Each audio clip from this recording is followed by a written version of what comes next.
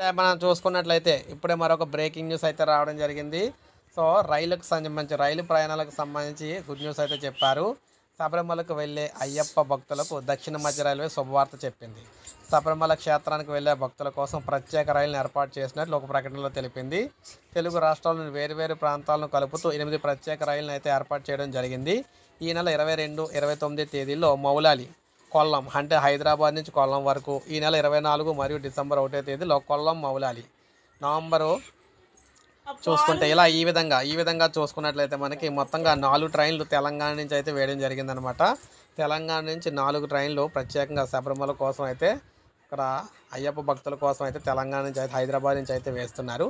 So ఇదైతే ఉపయోగించుకోవాలని చెప్పేసి దక్షిణ మధ్య రైల్వే తెలియజేసింది. సో ఇది మనకు అప్డేట్. ఒక లైక్ చేయండి, సబ్స్క్రైబ్ చేసుకోండి, మన ఛానల్ సబ్స్క్రైబ్ చేసుకొని ఫాలో అవుతానండి.